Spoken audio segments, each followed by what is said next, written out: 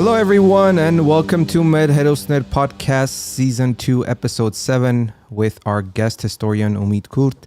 We are live on YouTube, Facebook, and Twitter.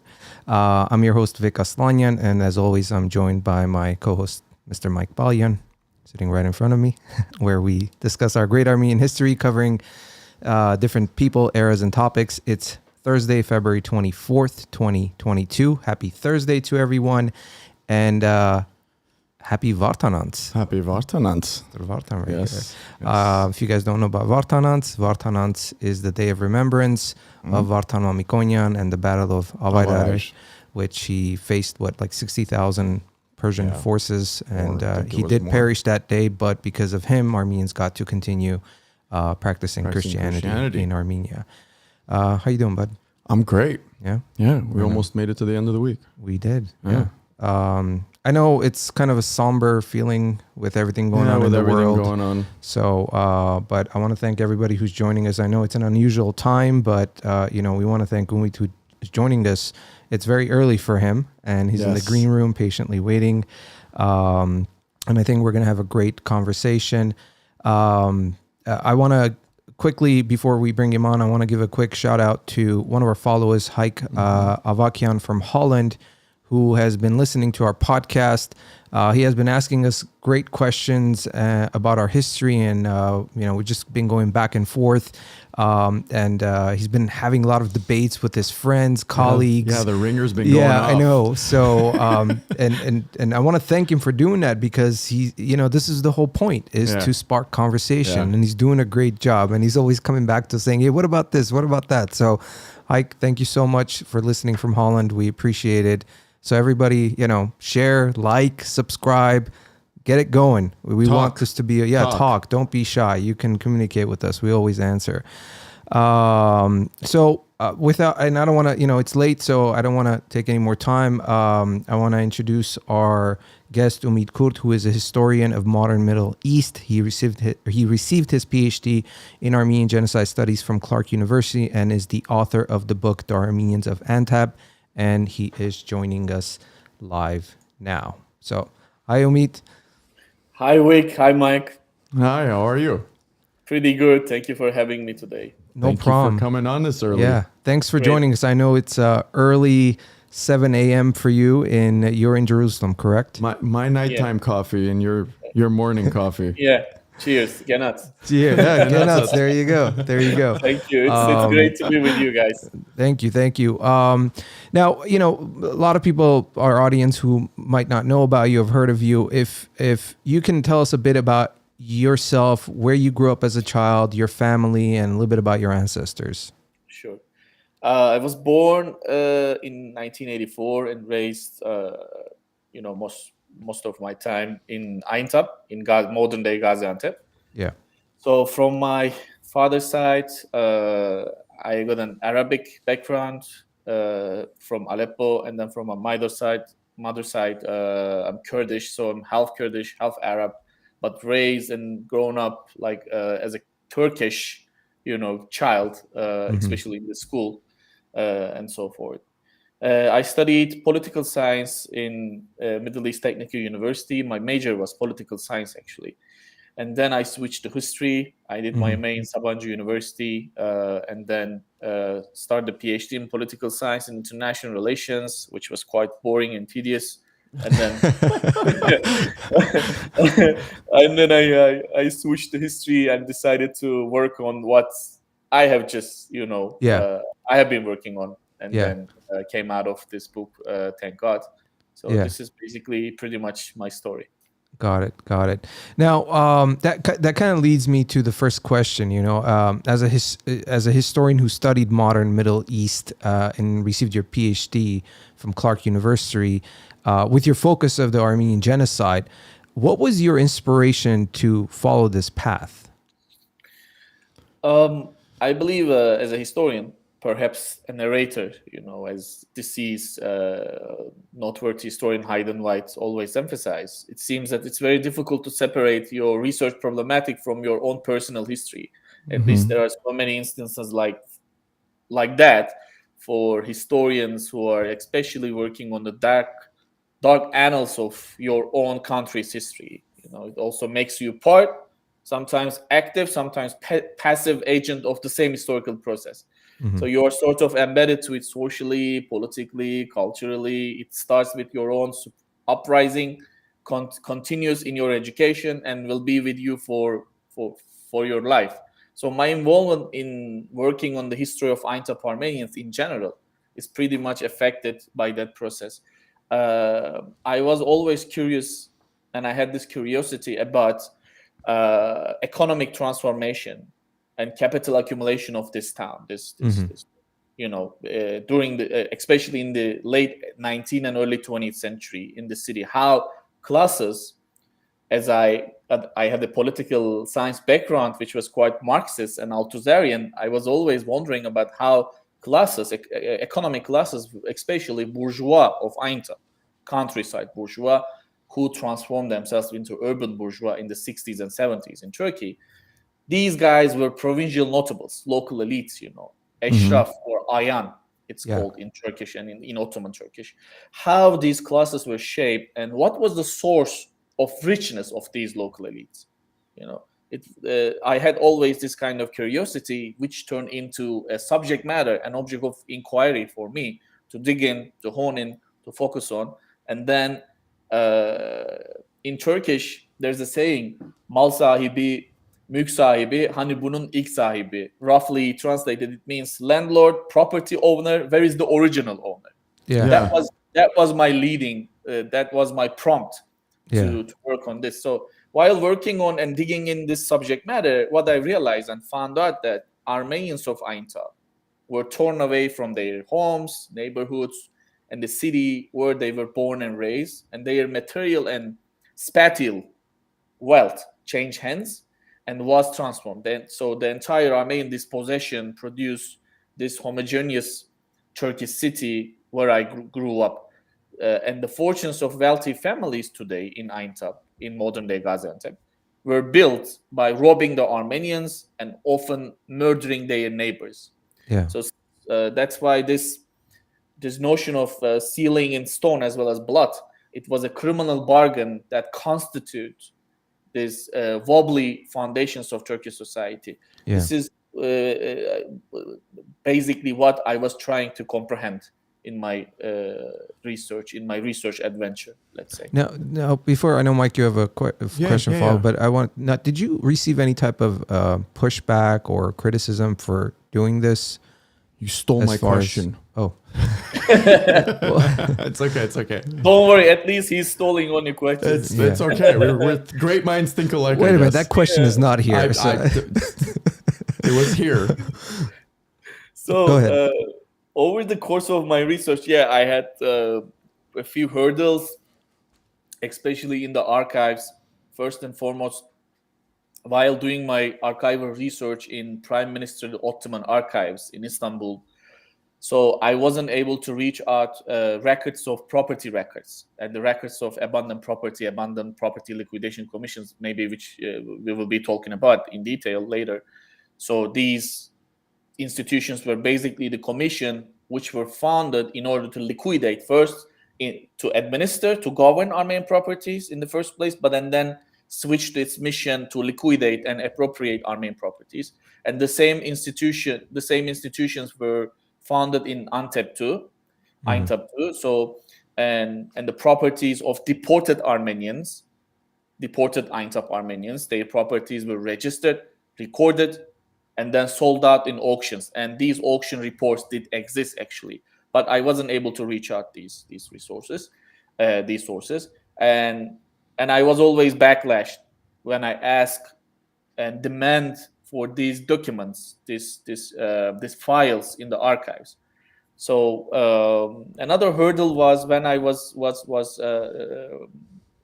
that while doing my research in local libraries in Aintab, I was not allowed to enter some libraries. So I was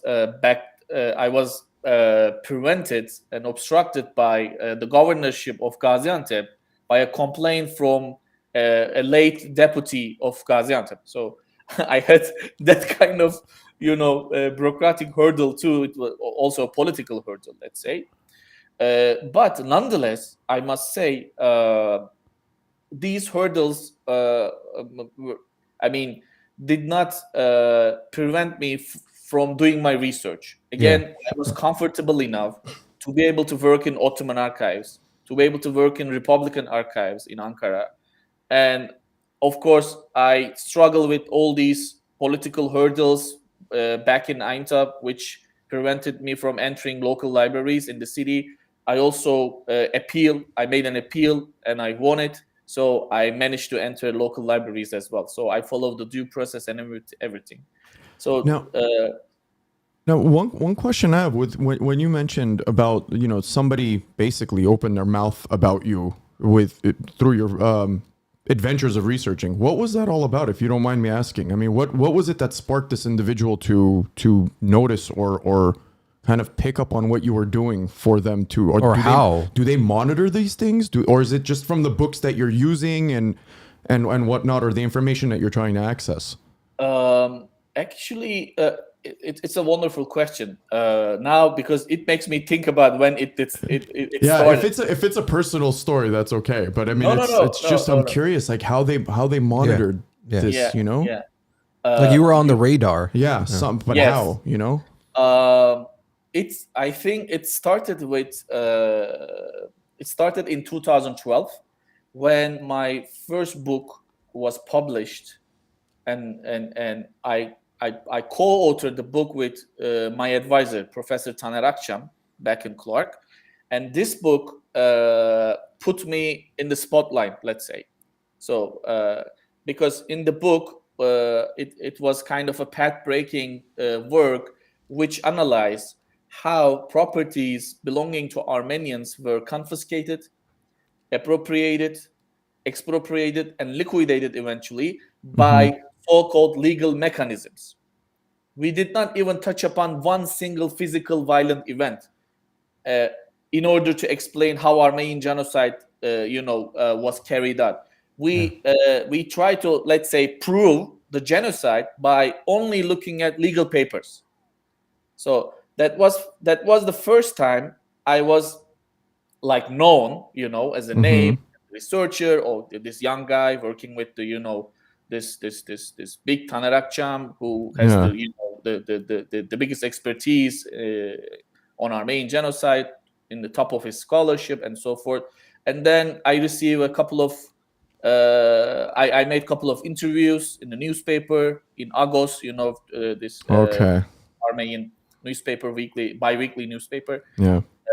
So I was basically on the ground. So people start getting to know me, not only good people, but also, like politicians, Turkish statesmen, and so forth. So I was included in their list, let's say, by 2012. And then it continued like a ball, and the ball was rolling all the time, because rolling up, I published articles, and then I published another book about Turkish nationalism and so forth. But especially in Aintab, that was the most dangerous part, because once I published something for the whole week, and each and every local newspaper in Gaziantep, my photo was there, Wanted. This is the guy. Yeah, this is exactly. the guy. Exactly. That's the story. So my father, he's a local man. He has a lot of friends around him. He's quite well known, in the city. So he goes to these tea shops all the time, hanging out with his friends, and then he always follows up local newspapers just to read the sport news, by the way. So, and his friends too. So and he saw all, my, like, this little photo in the first page, and of course, not talking good about me. So that was quite terrifying for him, actually. But I always told him, you should get used to that. You should get used to that, something like that. So yeah. So I mean, you've already gone through more or less how you discovered the information that these properties or whatnot had been taken from Armenians that were being deported or however they were being excommunicated from that area, right? Through your discoveries, how did let's say the Turks or the local council or however the record keepers suppress this information? Like, what did they do? Did they have any major efforts to suppress this information? Yeah. You know, and was it difficult for you to discover this? I know you kind of touched on how you got wind of this stuff, but was it also increasingly more difficult for you to discover? Well, if I can add to that, growing up as a child, did you notice anything, or were you just, was there anything that you're like, hey, as a child, growing up in the city? I noticed nothing at all whatsoever. Yeah. So until until I was 24 years old, until that time, I had no information about the presence of Armenians in the city. It was totally out of my ignorance, Okay, I was a leftist guy because I graduated from a leftist tended a university. Middle East Technical University is quite well known about this feature of itself, especially. Most of them are. Most of them are. And then I knew that genocide happened. I was not in the mode of denial or denialism, let's say, but I only associate Armenian genocide with 24th of April, 1950. Yeah. I didn't have any kind of date except that, any kind of information or knowledge about the content and the nature of Armenian genocide, except again that this date, because always it marks centenary, it marks anniversary of genocide. This date. Yeah. So as a leftist and as a leftist guy, as a conscious guy, I was aware of that and I respected that date and so forth. But in the case of Aintab, my hometown, I had no idea. People, almost half of the population on the eve of war, constitute the city's major population. I wasn't aware of that information. I didn't know. And of course, this is my encounter with my own Armenian problem, with my own Armenian question. Let's say start with discovering the history of Papyrus Cafe. As I wrote in the beginning of the work as a foreword. So how I realized. First, I discovered the Armenian neighborhood, Kayacik. I have never been there. So I first discovered the Kayacik and the houses, or all these architectural miracles and so forth. And then I came across this Nazaretian house, which was a Papyrus Cafe still. So, and I noticed that this house was owned by Nazar Nazaretian and his family. And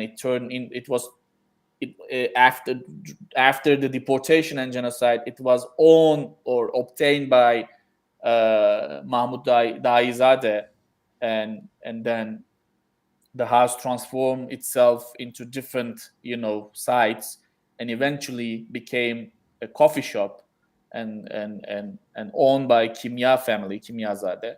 So I encountered with the owner of the coffee shop when I was there, and I was wondering how this place was turned into a coffee shop. You were visiting a friend, right? You were meeting up with a friend, I think, at the coffee shop. Yeah. Okay. Yeah. It's just, it was one of those. It was random. It was totally random. Wow. Accident. So it was one of those exotic houses, Actually, I don't like to use these kind of Orientalist words, but let's... So, like most of the houses on the street, it had been converted into a coffee shop or a boutique hotel. And upon entering, a few letters carved at the top of the majestic gate caught my eye. Of not recognizing the script, I simply assumed there were Ottoman characters, Ottoman letters. Inside, I was once more left speechless because there was this spacious courtyard with staircases on either side leading up to two large rooms. They welcomed me. The rooms were filled with antique furnishings, like artisanship was the best quality still back then. So the high ceilings were adorned with frescoes, engravings, similar to Florentine cathedrals. Imagine that, And so this feeling of surge of pride in my hometown and ancestors, I decided to talk to the owner to try to glean some information about the history of the house. So he verily explained that he inherited this place from his grandfather. So it must have been especially strong coffee they were serving that day. And I was emboldened to press further. And how about your grandfather? I asked. From whom did he buy this place? Of course, we were whispering to one another. So the man paused hesitantly before responding, and then after a few moments, he softly murmured to the ground beneath him. There were Armenians here. I said, "What Armenians? What are you talking about? Were there Armenians in Gaziantep?" He nodded, and I was really, really getting infuriated with the opacity of his answers. Yeah. This recklessness, this easiness. So I asked, "What happened to them? Where did they go?" He retorted, quite indifferently, "They left." Just like that. Yeah, just like that. Exactly. So that was a breakthrough, also both in my life, in my personal history. Now the profession I am trained into, and so forth. That was the major breakthrough in my life, I would say. Wow. I mean, I'm sure after that kind of like realization, every time you were walking and looking at buildings and architecture, you were starting to pick up on, wait a minute. The awareness of, okay, look at this design, look at that design. And I'm sure more of them came about within the city. Absolutely. Yeah. But nowadays, I am not quite comfortable to wander around the city and the neighborhood, especially because, political situation in Turkey is quite bleak and grim. And last time, when was the last time I was in Papyrus Cafe? I am used to going there quite a lot. The owner knows me.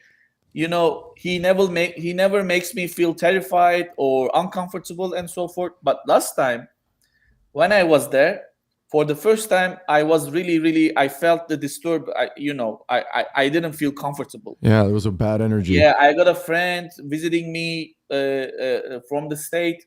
So he's an Ottomanist, he knows Turkish pretty well and so forth. He wanted to meet me in Papyrus Cafe. So I just show up. Why the guy didn't get along with me, didn't talk to me, wasn't, talkative at all and so forth, because he always asks me, "Oh, you are here, when did you come back?" and stuff like that. We always have this kind of conversation, but he didn't do that this time. And from the look, you feel that. So I think he doesn't like me now. Yeah. Why? Because the book was out. Wow. I made interviews about the book in Turkish, and I even received an email from his daughter back in Texas telling me that I am gonna sue you, stuff like that. Sue you for what? Yeah, I don't know. For I putting also the book out before they did? Yeah, I talked to my lawyer. She said the same. There is nothing to sue you. Yeah.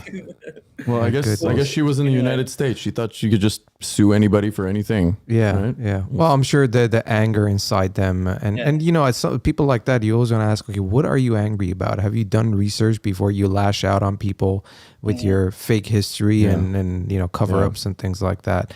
Let's go back, and we know that the Armenians were one of the first inhabitants of Aintab region who settled there in the 16th century. During the turn of the 19th century, there was a big transformation for the Armenians, or Armenian people, I should say. If you can talk about these transformations a bit and what they were. Thank you. Yeah, it's a great question, because this transformation explain to a great extent, not entirely, explain why the hate monger atmosphere was also created in the town, in the city, especially in the late 19th century and all the way leading up to 1915 Armenian genocide, in August 1915 in the case of Aintab. These transformations began in the second half of the 19th century, to be more specific. So in general, the empires Armenians underwent accelerated economic, educational, cultural, religious, and political change, and especially evident in economic life. The changes were likewise apparent outside the Armenian community. First, in the case of Aintab, economic power gradually shifted to Armenians. Aintab Armenians, they were considerably ahead of Turkish Muslim community in terms of economic and commercial activities. The vast majority of artisanal businesses were in Armenian hands. For instance, soap making, jewelry making, copper making, tailoring, shoe making, construction, blacksmithing, weaving, saddle making, and more. Besides most fields of artisanship, Armenians control nearly all of Aintab's trade, domestic and foreign. Wow. And most doctors, dentists, pharmacists, lawyers were Armenian. And Muslims, on the other hand, they tend to earn less money as grocers, butchers, and the like. Of course, I'm not trying to make here a clear-cut categories, but I mean, this was the case. Yeah, this was the case. This was the case. Second, education factored in the Armenian status change. Two institutions founded by American missionaries in 1876, American Central Turkey College and the Girls Seminary in the city, enrolled primarily Armenian students. And at the onset of 20th century, there were 20 schools, Armenian schools, 11 national schools, 8 evangelical schools, and 1 Catholic school in the city. Mm-hmm. And also prominent Armenian schools were Giligia Cemaran, Giligia Cilicia College, founded in 1912, the Wartanian and Atanagan School for Boys, founded in 1882 and 1885, respectively, and Hayganusyan School for Girls, founded in 1878. By contrast, Aintab's Muslim Turkish community remained loyal to the traditional education model, this medrese system, and continued to attend these Muslim theological schools. Armenian schools helped to strengthen a national identity while encouraging cultural modernization. In Aintab, Armenians' educational and cultural programs some speak of Aintab as the Athens of Cilicia and Anatolia, coined by Kevork Abedi Sarafyan, who is the renowned author and editor of Batmuchin Aintebi Hayot. So thus, advantage, Armenians gained new positions. A considerable number of members of Ottoman lower court, for instance, court of first instance, as well as both the administrative and town councils were Armenians. 2 of the 4 members of the Chamber of Commerce, for instance, were Armenians. And Armenians occupied posts in the agricultural bank, in the agricultural assembly, and so forth. So these improvements in welfare, education, made Aintab Armenians politically more politically aware. And Armenians throughout the empire gained and increased self-consciousness and collective assertiveness. So, of course, foreign Christian missionary activities play a key role in this process. In official Turkish historiography, these kind of developments and the role of missionaries were always, regarded and also considered as treachery activities. Yeah. What we are talking about is a total transformation, social, political, and economic transformation of a society, of a group of people. Yeah, major advancement. Yeah, so I mean, from the sound of it, they were at some point for an extended period of time, more or less leading the charge, if you will, with the momentum of the city, and being a minority, and while being a minority, exactly. Now, as far as the Muslim, when we go back about the way the Muslims were what was their teaching style? Was there a certain way of not to sound mean, but was it like to almost keep them at a certain level, not allow them to advance? Was there any suppression or anything of that sort? Actually, educational modernization had also started in the Ottoman Empire. It was initiated by Abdülmecid, and then Abdülhamid II accelerated this process as well.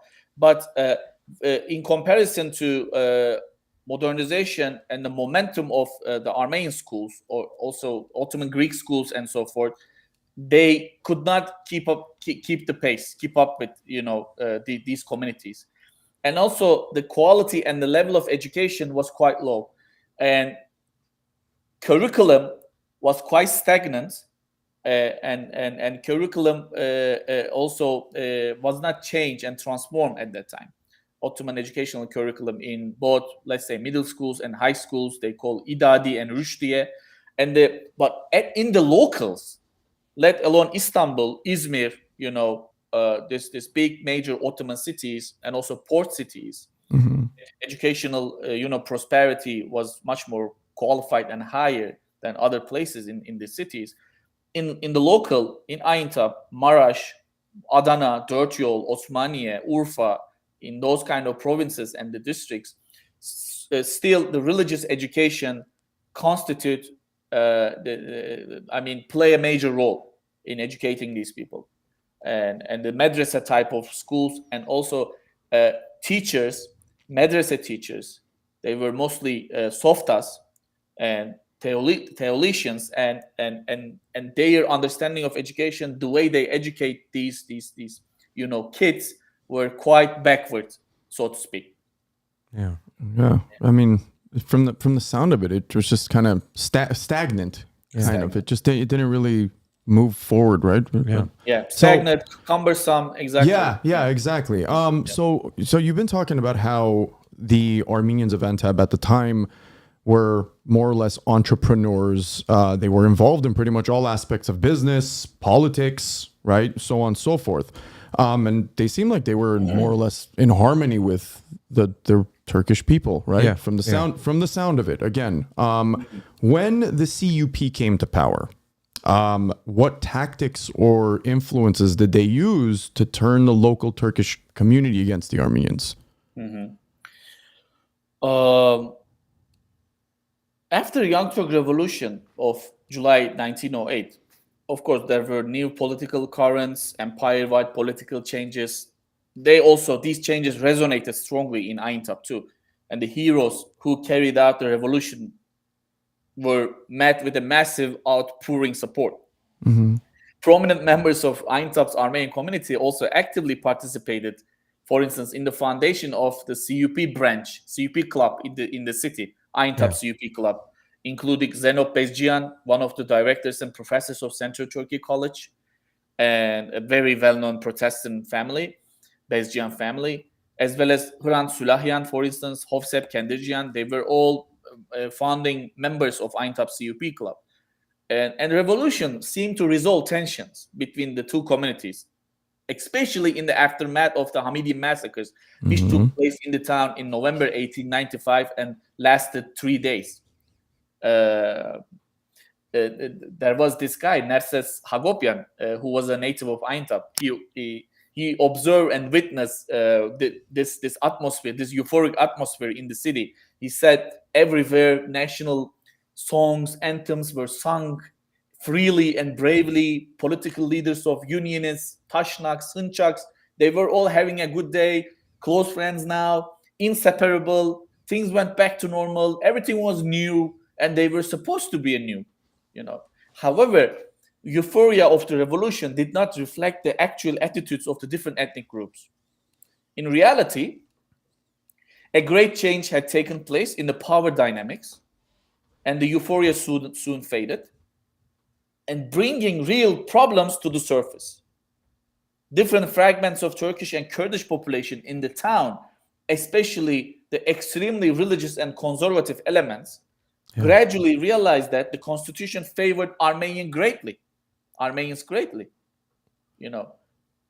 The constitution gave Armenians greater political power at the expense of those who previously held considerable cultural and political capital. For example, a career in military, let's say civil service or politics, was no longer off limits for Armenians. Already jealous of the Armenian minority's economic success, this change was difficult for many Muslims to accept. For Armenians to gain equality on every level further aggravated these feelings of anger and resentment, which hardened ethno-economic identities and resulted in antagonism between the Muslim majority and the Armenian minority. So previously, this ossified ethnic and economic affiliations and the ensuing enmity were amplified further during the Ottoman Empire's political and economic decline. The dominant group thought that they were being deprived of their ruling nation status and felt degraded. Wow. And subsequently, a position emerged from among the local Muslim population. Many of the strongly religious citizens had been antagonized by the CUP's slogans of equality and fraternity. I was about to ask, was there any sort of propaganda or anything of the sort that was kind of maybe pushing this notion any further from certain individuals or certain groups, right? Besides, Yes. I mean, besides the CUP being a collective, understandably so, was there certain individuals or something that was really leading this charge? These local people did not even need the provocation or any provocative discourse or rhetoric of the CUP or the local CUP guys in Aintab were much more enthusiastic than the guys in Istanbul, in the central actors, let's say. For instance, the first cracks in this new union surfaced in September 1908 when Necmettin Bey, district governor of Aintab, was beaten and expelled. This beating incident is quite important to understand and specify the fault lines between two communities. There was this civil servant, and he was unable to embrace the values of the new constitution because he still felt himself belonging to Abdülhamid regime. So, and he openly rejected constitutionalists who stood against his authority.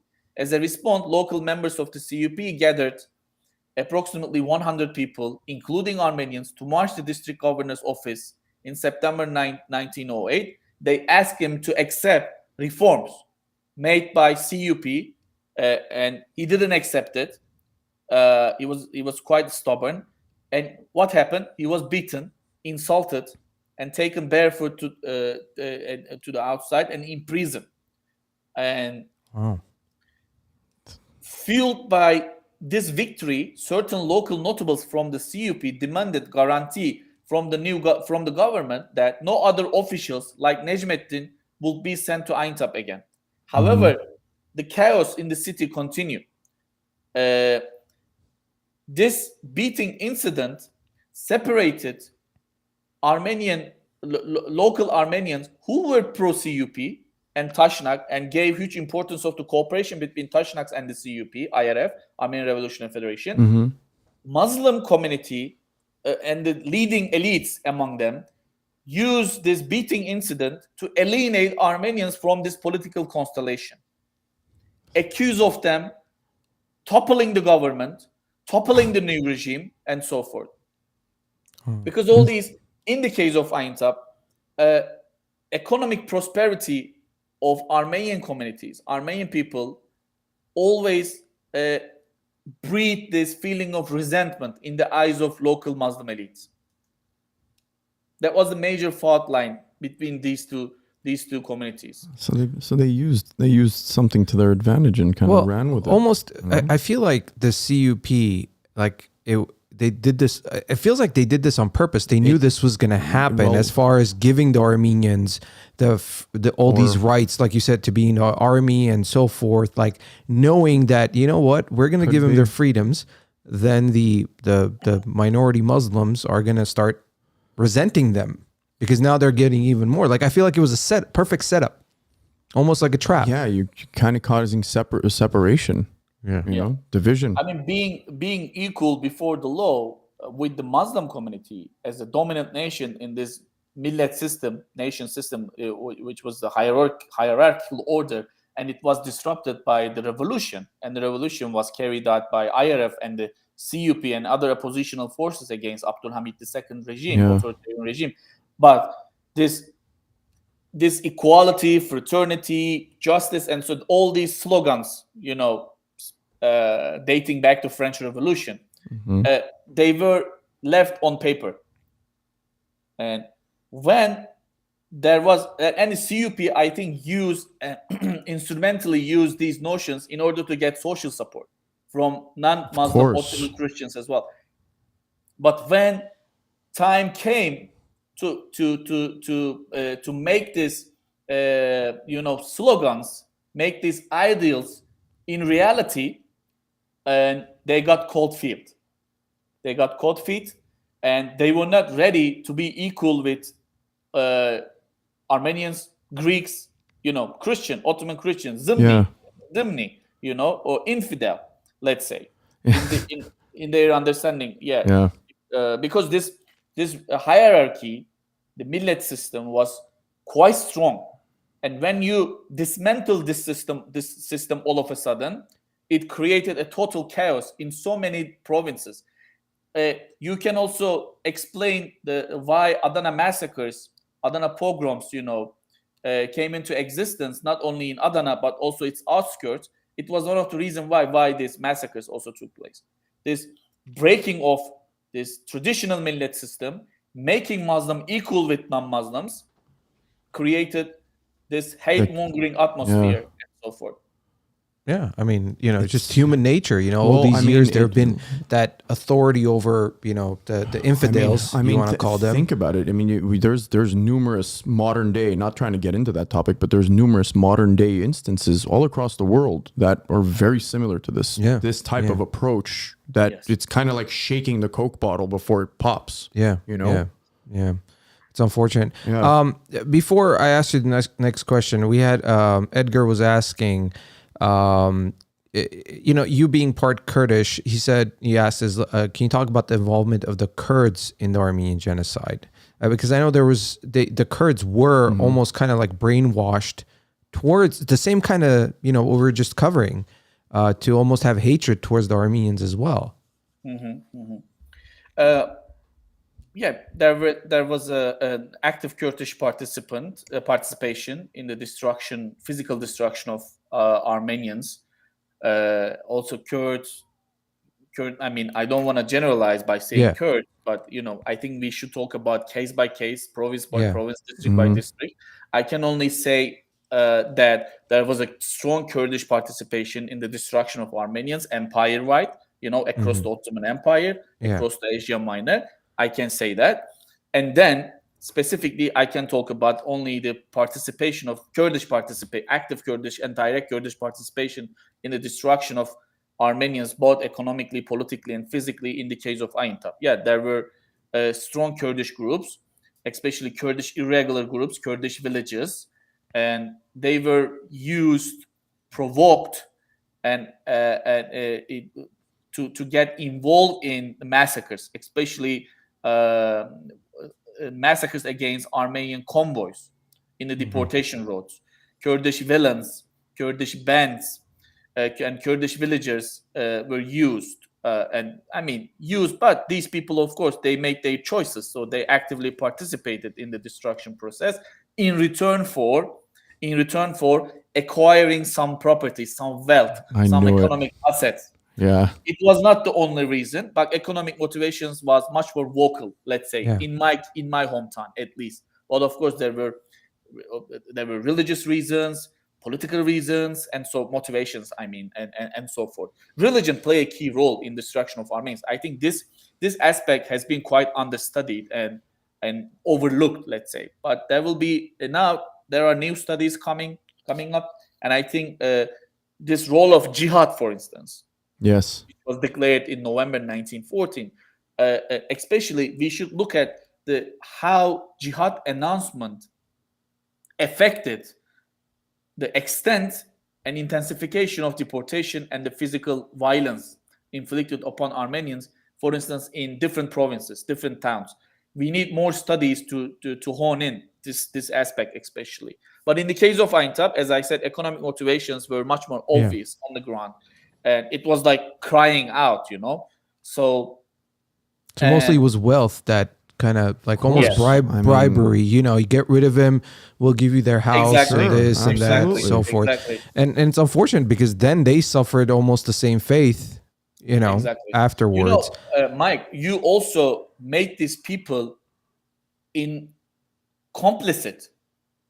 Of course. You are creating a collective crime, and you are also diffusing and scattering the responsibility, not having the whole responsibility on your shoulders as CUP, as a central government and so forth. And also, it's really naive to believe that Armenian genocide was solely carried out by the Committee of Union and Progress and the CUP as a political party and a committee based in Istanbul. No, you need human power, you need recruitment, you need social support, political support, and consent of different sections of society. CUP's success, so-called, to me, lies in this aspect. They extracted great deal of support, great deal of consent from different sections of society, and in return for providing them properties, Armenian valuables, and so forth, and make them complicit with this collective crime as well. I mean, all sorts of deals must have been made. Yeah. Yeah. I mean, look, we know it's a massive undertaking. It was a massive undertaking. Exactly. So when you're looking at something that large a scale, think about the infinite number of promises that were made. Yeah, exactly. And then, like you said, it's like you're washing your hands clean from the top. Well, this kind of leads me to the next question. World War I obviously is already going, and this whole thing is kind of, I guess, used as an excuse to start the process of the wartime deportation and destruction of the Armenians of Aintab. And I know you touched on this, but the main reasoning or excuse of the CUP to target the Armenians and begin the deportation, what was it specific? Is it one thing? Was it multiple things? Especially after giving him that freedom of to be able to equals with the Muslims. I understand that created hate towards the regular Muslims and everything. But CUP, what was their reason afterwards? After giving him these rights?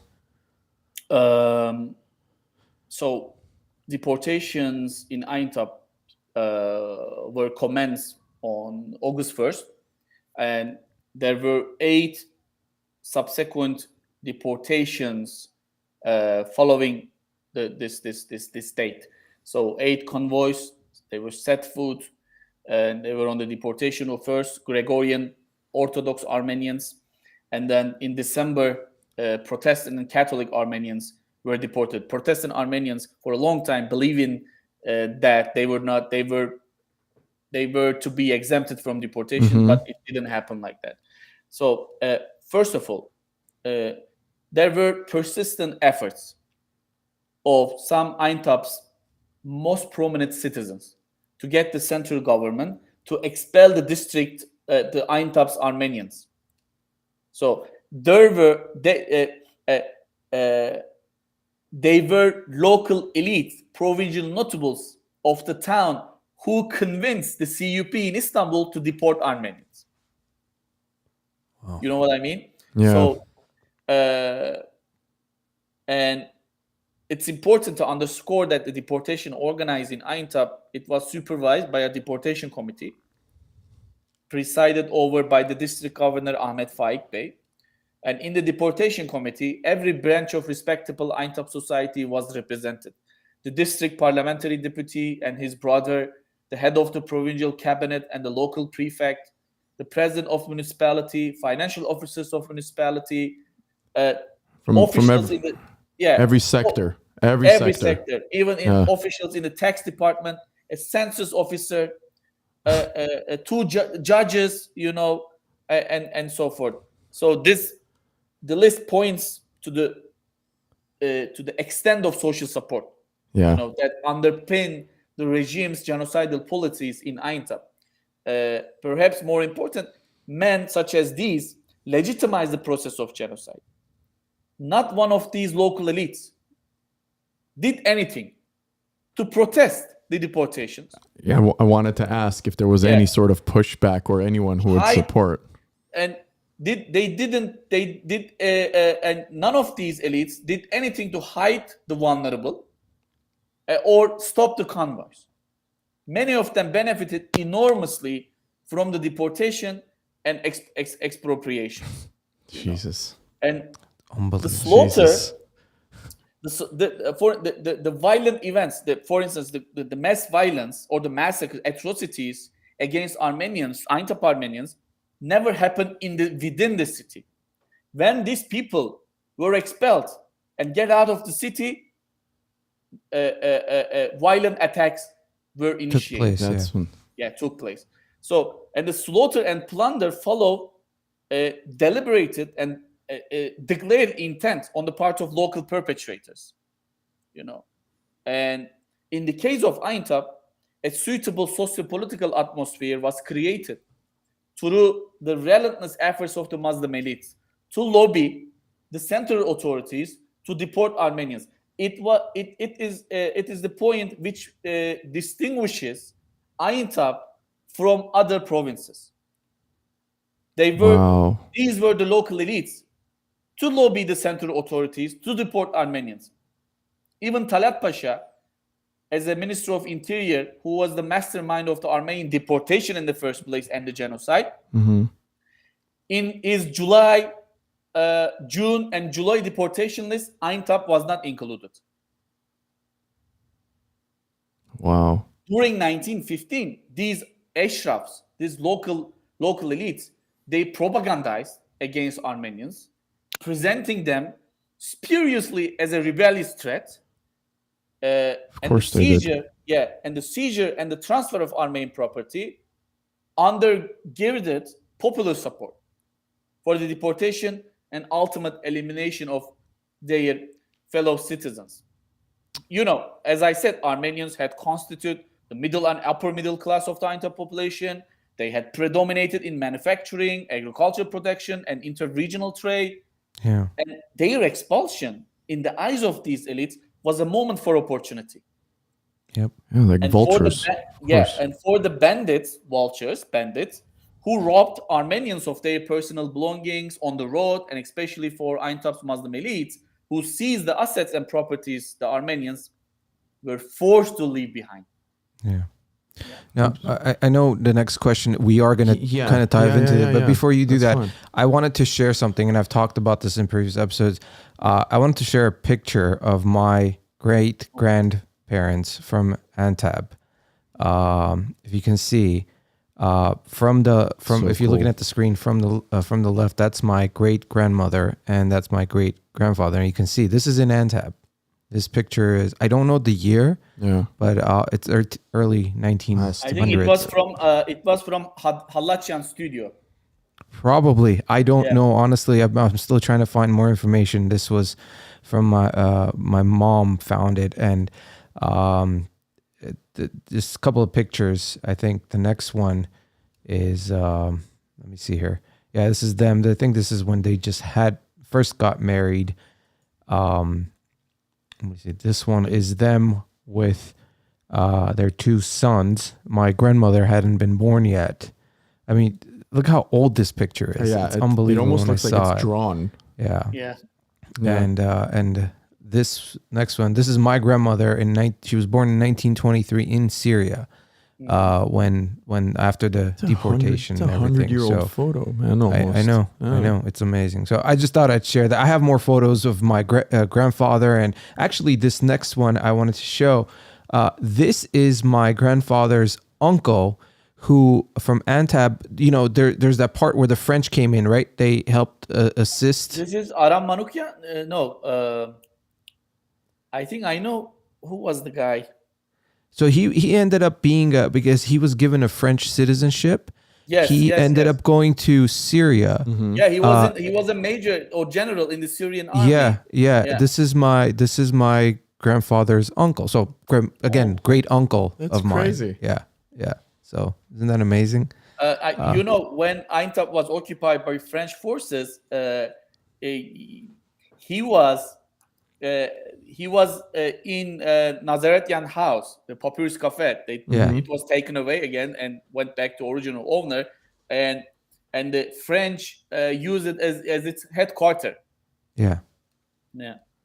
That's amazing.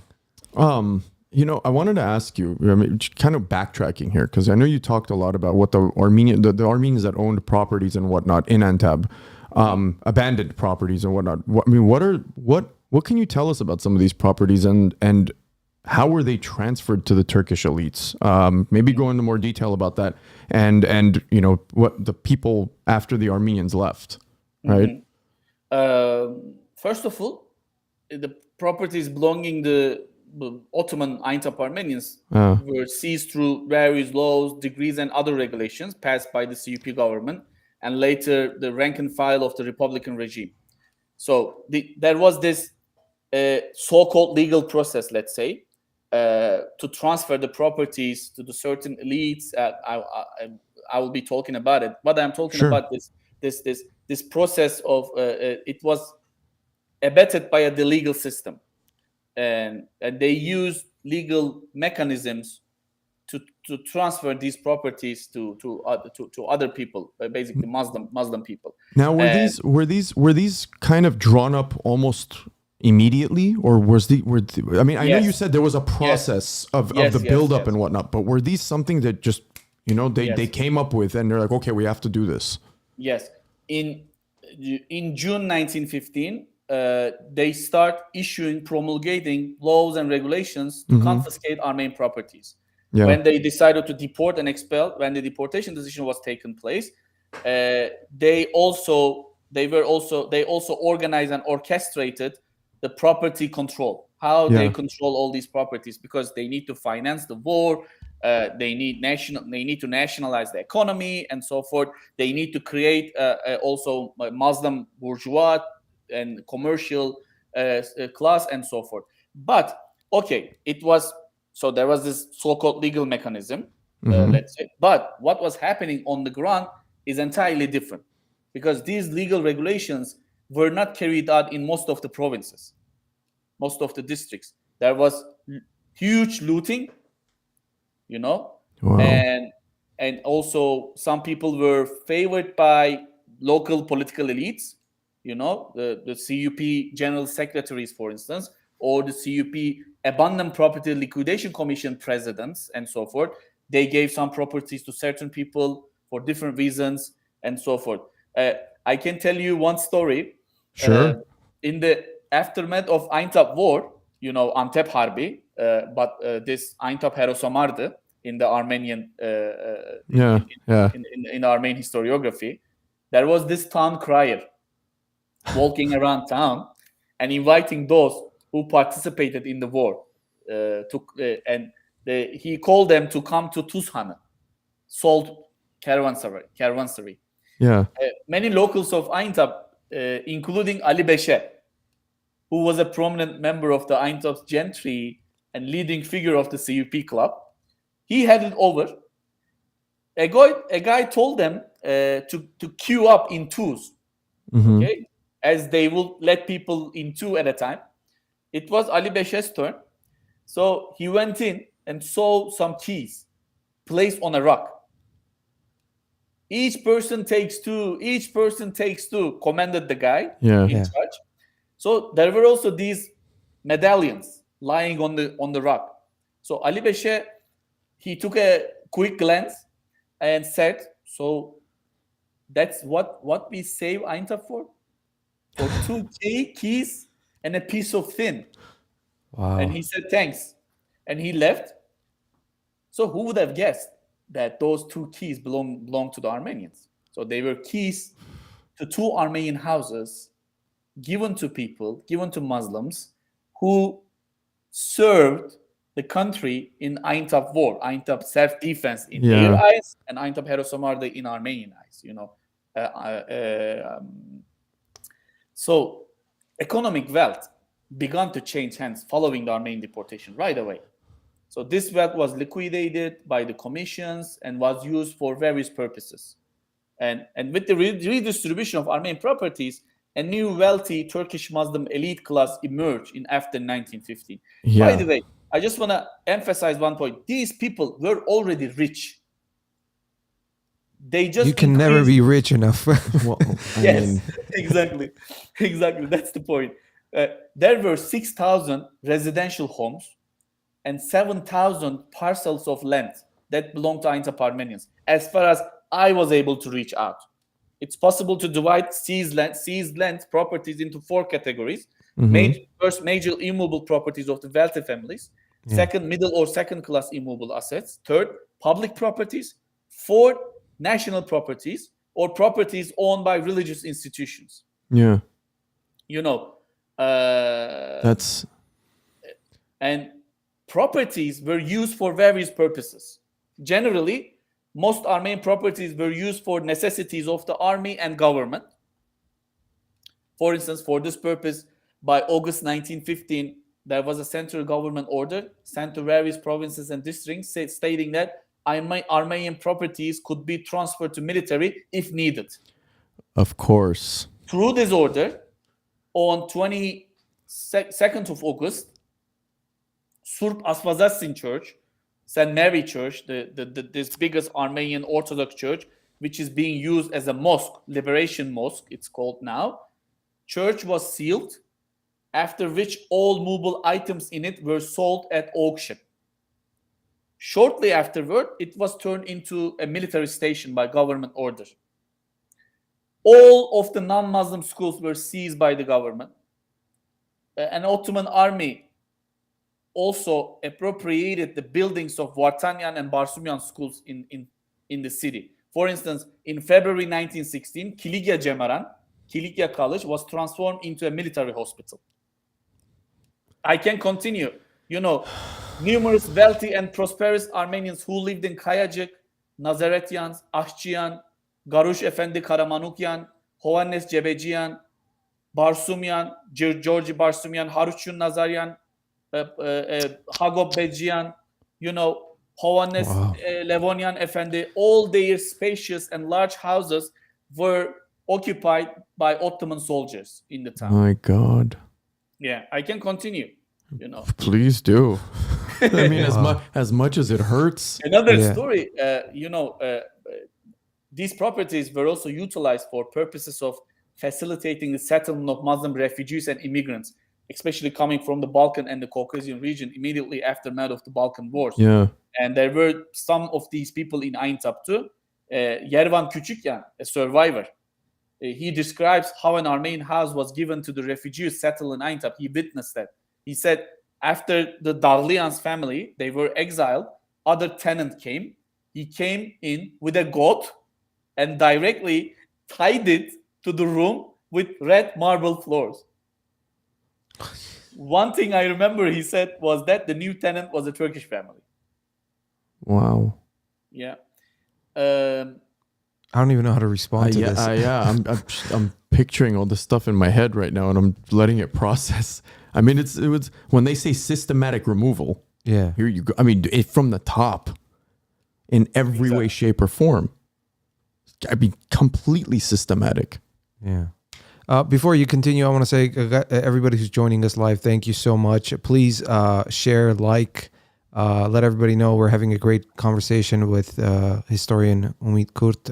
He's the author of the book, The Armenians of Aintab. Actually, let me put this up. Fascinating conversation. Right now. Thank you. The same way. Yeah, this is the book cover. It is available on Amazon, so just search for The Armenians of Aintab. It's a great read. I haven't finished it yet. I'm close to it, but again, everybody, support the book. Please go to Amazon and order this. You're gonna really. It's documenting history. Yeah, it really is. Ümit writes it so well. I mean, he goes in there and just talks about everything and brings up so many good points and evidences of what took place. So sometimes for anybody who's a history buff, for anybody who's, don't just rely on history books, because we all know that can be fabricated for the most part, but you read books from the time period, from people that have done specific researches and written about these time periods. That's when you really find out the most. Edgar has a good question. He said, do you see any fault in the wealthy Armenians of the region kind of almost being involved in this situation? I guess any fault. What does he mean basically? I guess if they had anything to do with it, maybe any. Oh, I see. Anything that maybe they contributed without knowing, maybe. Yeah, but that wasn't. Well, we know the Turks considered everything bad, but let's say if they did anything that was maybe their fault with this whole situation. Yeah, I see. What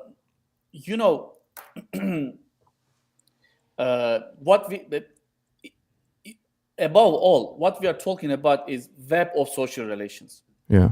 These people, Armenians, Muslims, Kurdish, Kurds, Arabs, Turkomans, Circassians. There were some Circassians as well in the city. So, and the Armenian Orthodox, Armenian Catholics, Armenian Protestants, and so these people, they were neighbors with one another.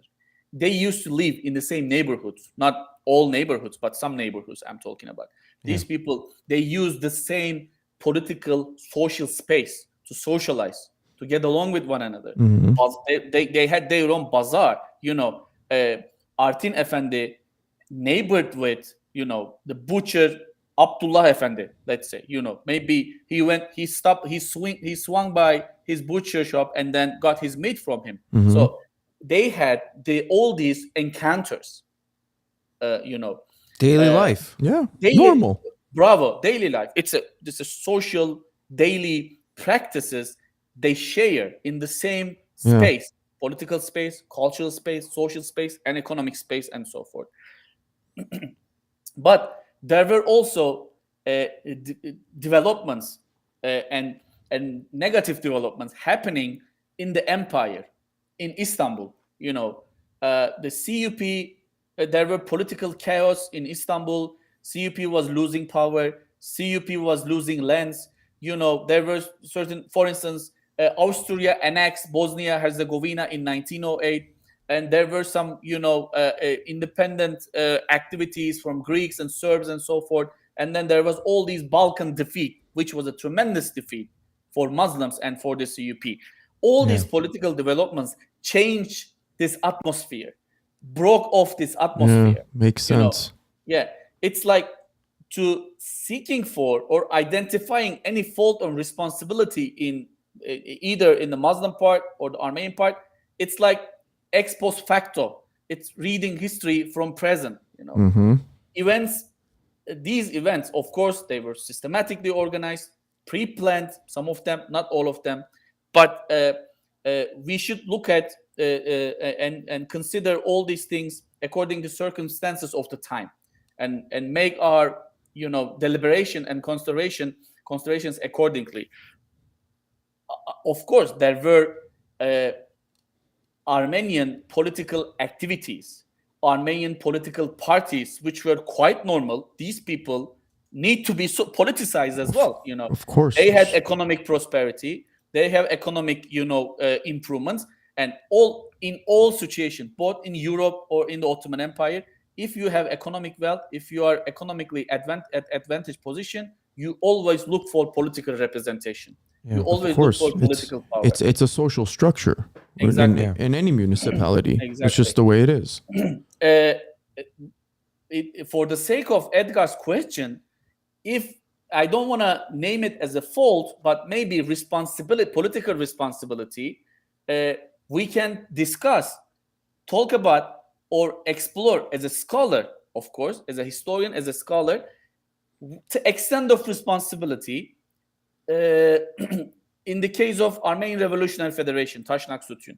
Because Armenian Revolutionary Federation, as opposed to Hınçaks, at that time, on the eve of war, and in 1915, the Armenian Revolutionary Federation was the major political actor, claiming to represent Armenian people across the empire. We can talk about and discuss their decisions, their choices. The influence. Exactly. But that ever never whitewash or legitimize or justify the crime and all these collective mass violence organized and orchestrated by the CUP, and also direct and active participation of different sections of Muslim societies, this violence inflicted upon Armenians. We are not, that's out of question, by exploring or discussing political responsibility of the Armenian political organizations or political parties, IRF first and foremost. It was like a discussing another aspect of this subject matter, but that does not justify this huge crime, collective crime committed against Ottoman citizens. These people, Armenians, were Ottomans. They were Ottoman citizens, like Jews in Germany. They were Germans. Yeah, they were Germans. Yeah. I think I think his question was, I mean, he answered it perfectly. I think was that at that time, like you said, politically, these people, they thought they were doing the right thing, and I don't think they were anticipating that they would be almost backstabbed. Well, I guess in a way, I guess we could say their fault was pushing back what laws were changed on them. On the go, right? Because as he was mentioning earlier, things just flipped all of a sudden, and now these people are left with what's going on. What do we do? You don't just get up and leave. You have a little bit of pushback. And I can't imagine that guilt they felt, because obviously they represent the Armenian people, and I'm sure the Armenian people are looking up to them, thinking, what's going on, guys? What are you doing? And yet they couldn't do anything. It was too late. At that point, their hands were tied. So I don't know. Do we have peace with Armenians and Turks? I don't think we have any more questions from the audience. But the next question, I want to kind of go into the when did the completion end, as far as the Armenian community being pretty much, the whole process of them being out of it. Like, can you talk about that process a little bit? The liquidation. The liquidation, when there was basically no Armenians left. Absolutely. During the armistice period, another distinguishing point about Aintab, when you look at the death toll, like around 20,000 Aintab Armenians were perished during the deportation and genocide. We are talking about like 30,000, 38,000 people on the eve of war, Armenian population in the city. Like 20,000 of them were perished, they were killed, and like 12,000 people managed to return to city. When you compare this number to the eastern provinces, to what happened to Armenians in Western Armenia, it was it was quite high, let's say, severe survival rate, let's say. Okay. It depends on so many factors. The deportation size, the Aintab Armenians were let's say, resettled, so-called resettled, because deportation camps, Aintab Armenians were forced to send life conditions vis-a-vis other deportation camps, like in Resul Ain, like in Meskene, like in Derzor. Life conditions were relatively more bearable, let's say. Okay. So and then as of late 1918 and 1919, Armenians who managed to survive returned the city, and there was first British occupation in December 1919, and then it was replaced by French occupation in October 1920, and in April 1920, Aintab War, Aintab İğne Başnuçun started, and this war, although resulted in French victory, as a result of diplomatic agreements between the rising Kemalist nationalist forces in Ankara and the French government, on October 1921, French forces accepted to leave the city, and totally abandon Armenians in the city. They promised to give them security. They promised to give them guarantee that they can live here Nobody is gonna touch them and so forth. But of course, these people went through 1915, so they knew that the new forces, new Kemalist national forces, when they control the city, when they took will take it over. Fair game. The third phase of genocide was going to happen. So that's why they decided to leave the town. When the war was taking place between French and Kemalist national forces alongside local Muslims, of course the Armenians joined the French forces, and then they created their own self-defense and so forth. There were Armenians already leaving the town for Beirut and Aleppo, mostly Aleppo. So the total departure was completed in 1922. And regarding Armenian properties, they were offered at auctions organized at the initiative of local administrators. They were sold especially to members of the Aintab gentry who had participated in the Turkish-French War or supported national forces financially and logistically. Now, when they came back, were their properties given back to them, or? Very good question. I mean, yes and no. There was a yes and no. There was a process of, I don't want to use the word, but let's say the word for the sake of this show now, restitution. There was a process of restitution, which was short-lived, and which was discontinued by the Kemalist forces. When the British occupation started, Aintab Muslims, they were not against the British occupation. They were quite content with the British occupation. But when the British left the city and the occupation was taken over by French forces, which had a Légion d'Orient in the French army, group of Armenian soldiers coming from Port Said to Aintab in the French troops, these local elites, Muslim elites, decided to participate and support Kemalist national forces. They were against Mustafa Kemal in the first place. They saw him as a rebel. Why they all of a sudden took his side? Why they changed their decision? French Armenians came in. French Armenians came in, and also the French forces. They started to give Armenian properties back to their original owners. They initiated the process. They accelerated the process. British didn't do that. They started it, but they were so reluctant. But French, they accelerated the process, and it disturbed local Muslim elites who had most of those properties, and now they were forced to give them back. Especially each one got 2 keys? Something like that. So that's why all of a sudden they changed their sides. They decided to take side with Mustafa Kemal and national forces under his leadership. To obstruct this restitution process. Again, greed. It was greed. No, but at that time it wasn't just Aintab. It was pretty much Cilicia, right? Like it was the French had formed because the Cilician, I guess, call it.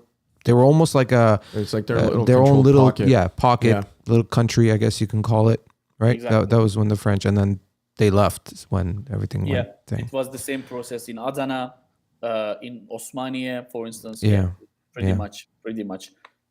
Now, what is, let's come back to modern times. Like, obviously, you said you've gone back there. What is it like? Is it, is the word Armenian almost like it's not talked about, or are people still have that thing about Armenians, or, because I've watched a lot of videos on YouTube about Aintab, just to kind of almost like a little tourist through video, just to see what it's about and everything. People seem like, they're just going about their day, nothing, no hatred in their eyes, nothing. Is it still there if you mention you're Armenian? Like that I guess, I don't want to use the word hatred, but I guess they despise the Armenians. What's the climate like with the people, Until 2014, I guess, each and every summer, I pay my parents a visit and I stay a couple of weeks. And when I went to back then, I was quite comfortable to go to our main neighborhood, Kayacık, and get around, sat in Papyrus Cafe, and everything. It was quite nice until 2014. And my each and every visit of mine, I encountered Armenians from LA, Glendale, Pasadena, diaspora. Really? Probably met my Yeah. parents. My parents went. So there were these tours, organized by certain people. Yep. Yeah. So, I mean, Armenian diaspora from the United States, especially. So Yeah. they came and visit not only Aintab, the whole Cilicia region, and also Western Armenia and so forth. These tours and visits were quite regular. They were comfortable. But when they were in Aintab, I saw them getting along with local people pretty well by speaking Turkish most of the time, even in Aintab accent and so forth. And local people, they were quite welcoming as well, So far, so good. But once the political atmosphere changed and the Syrian occupation, and the Syrian war, was at its peak, and when the situation was getting worse and worse, it affected society. It had a huge impact on society as well. Yeah. Now Aintab received almost 1 million of Syrian refugees. It changed the texture of society, fabric of society. I'm not making any judgment or whatever. I'm just stating a fact. Yeah.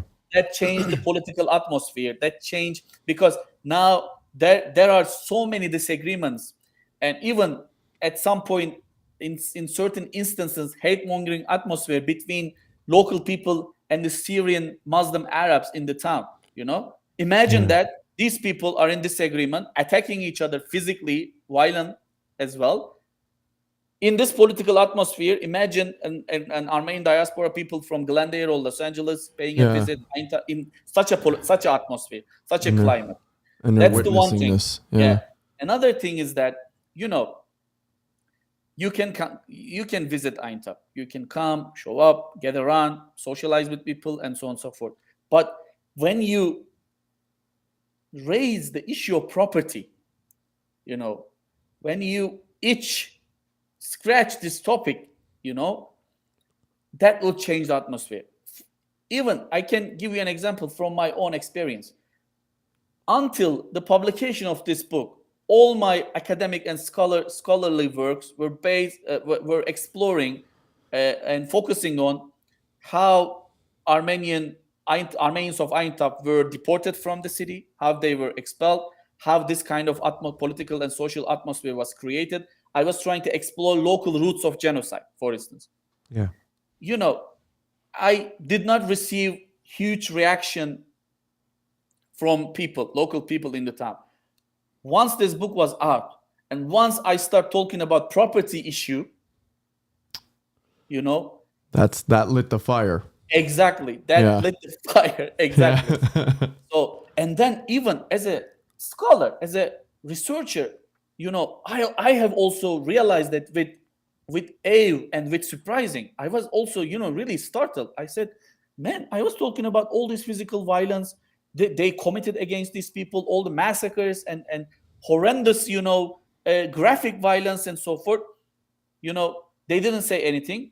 Probably they didn't read or they didn't hear, whatever. But once I raised the issue of property, how these properties were stolen, how these assets were looted, how these assets were sold out in auctions, who got these properties, who got the ownership, now who are carrying the current ownership and so forth. And that lit the fire. And it was the time when I start harsh, let's say, criticism from these people. Well, like they say, land is everything. So, you're talking about, and some of them might not even know how they got this land. Like you said, it could be passed down from generation to generation. They have no idea. Exactly. So, can you imagine somebody shows up and you have this property, house, or whatever it is that's been passed down, all you know is that this was your great grandfather's, right? Yeah, and all of a sudden somebody shows up it. and says, hey, you know, your grandfather stole this from the Armenians who used to be here. I mean, what their reaction is going to be, you know, all of a sudden it's that defensive mode that, wait a minute, even if the story is true, lying. no, even if the story's true, it's like, wait, that means they can take it away from me if there's reputation or anything of that sort. So it's understandable. It's human nature, you know, so it's a very sensitive subject. Again, as we were discussing earlier, I'm sure a lot of this information is suppressed from a lot of the modern day owners of properties. They probably don't even look into this kind of stuff. They don't even know. Well, why would they? That's what I'm saying, right? They don't care. You know, now imagine somebody comes up and says, hey, my great grandfather used to own this property. Well, I think that's also the biggest problem with recognition of why the Turkish government doesn't want to recognize is because the minute you recognize and you accept this, then the whole question of reputation comes in, and you know, same thing with the Jewish situation with the Germans. The minute the Germans accepted what they did, then the payback started. Yeah. You know, so it's the same concept. And, you know, I always say that's one of the reasons why I think most of Western, or I should say Eastern Turkey, hasn't been really developed that much, is because of that threat that one day, you never know. I don't know. I have this theory. I think, and I could be wrong, but I have this theory that you know, once there's a change, I think Turkish people in generally would want to have a democratic country in generally, and I think that day is going to come in the near future, hopefully. And when that happens, I think there will be a lot of change between the relationship with Armenia and Turkey, in the sense of possibly accepting and starting to build a new relationship. And I think all the Armenians who live in Turkey right now would feel more comfortable to actually come out in public and you know, almost not hide their Armenian roots. And I don't know. That's what I think is going to happen. Again, eventually. This all comes down to regime. We've known that, you know, current regime and whatnot, and suppression of a lot of the actual facts, et cetera, et cetera, et cetera. Yeah. You know. Ümit, we've been conversing for about an hour and 30 minutes. Wow. Yeah, I know. This is what happens all the time. It's time for Nakhajash for me. Breakfast. Oh yeah, I know. I was gonna say it's like 8:30 for you, right? So, but you know, we always have. This is kind of a thing that started with one of our the magic question, time machine question. So, Mike, you want to ask? So, the time machine question is, what period in history would you travel back to live or witness? You know, based off of your studies, your research, anything like this, or even whatever. Yeah. Whatever. Just if you had a time machine. Free answer here. Yeah, I guess early 19th century. Okay. Yeah. I mean, the specifics, but you got to get specific. Specifically. Yeah. Oh, 1840s, let's say. I want to be in Paris, join the Paris Commune, you know, and be in the street. Why? What would be the reason? Because this feeling of liberty and freedom, you know, it's the most significant and valuable notion for me, concept in my life, and you know, liberation of your mind, especially, and with this liberated mind, you are putting your thoughts and ideas into action. Creativity. Yeah, Yes. you know, as the big Martin Scorsese says, the personal is the most creative. So that is true. It's very true. A liberated mind. You need a liberated mind to make this happen. So and in Europe in 1840s, 50s, there were all these revolutions against the big monarchies and so forth. I wanted to be part of it. Maybe it's not still. I am yearning and longing for my leftist background, which I left in the university. Anyway. So what's next for you? Are you working on anything? I know you were talking about earlier before we went live that you might be teaching in Australia, but are you working on another book or any type of research? Sure. Now I have finished my second book, and it's going to be out probably within a year or so. And I worked on this time motivations of perpetrators, and how ordinary people, Muslim civilians, were participated and involved in the genocide. What were their motivations? And then I analyzed. I wrote, actually, not analyzed. I wrote biographies of three of them, three of these ordinary guys, their genocide, post-genocide, and their careers in the Republican period. And I interviewed with their great grandchildren as well. So they were quite, polite to accept my interview, suggestions. So I made one interview in Geneva, another one in Istanbul. So I also used those interviews, and they openly and candidly spoke about their great grandfather, actions and also wrongdoing. Great conversations. Well, first of all, it's amazing that they actually wanted to talk about this. Right. A lot of people that don't want to, even knowing what their grandparents did or great grandparents, they don't want to talk about it. So, I commend them for opening up and talking to you. Well, I'm definitely excited. I really, once it comes out, definitely we'll get that book and we'll have you back on and talk more about that. Of course. But this was a fascinating conversation. Yeah. And then you said you might be moving to Australia, right? Yes, I might be. We'll see. We'll see, depending on the visa situation. Yeah. So and if that does happen, what will you be teaching over there? Yeah, I will be teaching in the University of Newcastle as a lecturer. Mm-hmm. Okay, but what do you what topic I guess you would be teaching? Late Ottoman history again. Okay.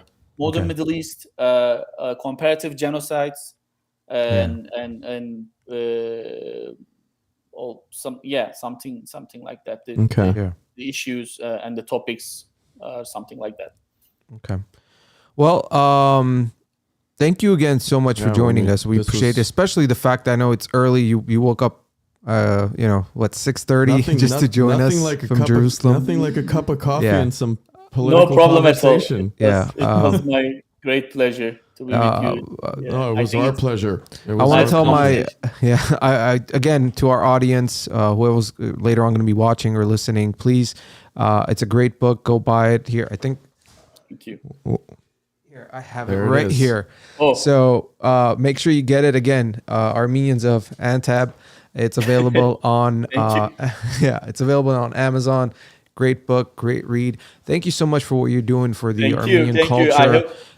It's great to see brothers and sisters from other cultures, especially the Kurdish culture, doing this for us and helping us with the cause.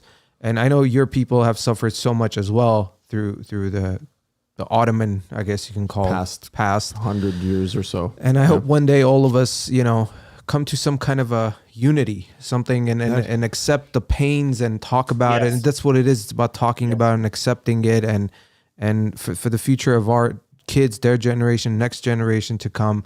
We want the world to be a peaceful place. We don't want wars. We don't want death or any of that stuff. It's all possible. Just certain leaderships. Yeah. So we know that to be true. Yeah. Well, Ümit, again, thank you so much for joining us. Enjoy the rest of your day, and we'll chat with you soon. Thank you, Ümit Can. Thank you. Take care. Thank you. Bye-bye. Thanks a lot. Bye.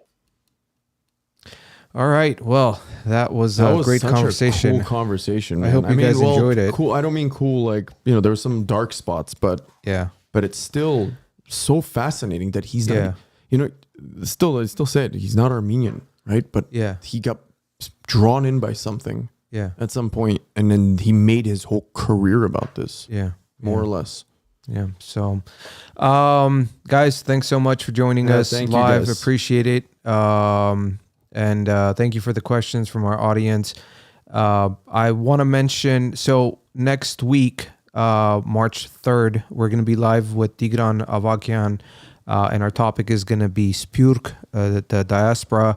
Tigran has a PhD in politics, Master of Foreign Policy and International Law. He is the head of the project Armenian Heritage of Europe. He is from Kiev, Ukraine, but recently he moved to Spain because of the situation. But last time I spoke with him, he was going to go back. So I haven't spoken to him. I don't know if he's in Ukraine or he's back to Spain, so I'm not sure. But so it's still a question if he's going to be available to talk to us. Should be an interesting conversation. Yeah, and his background is amazing, the stuff he's done, and he is so knowledgeable. He's actually a family friend, so I really wanted to bring him on. And if everything works out, and hopefully he's okay and he didn't go back, he will join us next Thursday, probably around the same time, maybe 8 p.m. I'm not sure because of the time difference. But if not, we'll figure something out, as we always do. And then March 10th, Dr. Vahan Setyan is back with us. I spoke with him. He has been working on some amazing new is he writings. Finally going to be in studio? Is he gonna I don't know if he's going to join the studio, but he is. We're going to be talking about the chemistry, and he's writing a new. I don't know what he's working on, but it's something. He said he was writing on something about chemistry, and he wants to dive more deep into the alphabet and how we were the first chemists back in the days, and he said it's just going to blow everybody away. So that will be March 10th. That will be regular time, 7:30 p.m. So besides that, thank you guys. Support us. Go to our website, Vartanant, Vartan Mamikonyan, buy it. Tigran, we saw the final version of the actual marble version of Tigran. Those should be arriving in the next couple of weeks. So everybody who's been asking us, those are coming. Those will go out. Same thing with Ashken, and then the next one will, show that under soon. construction. Under construction. Yeah. But besides that, thank you everyone. Hope you enjoyed the show, and we'll see you guys on the next one. So take care of yourselves till the next episode.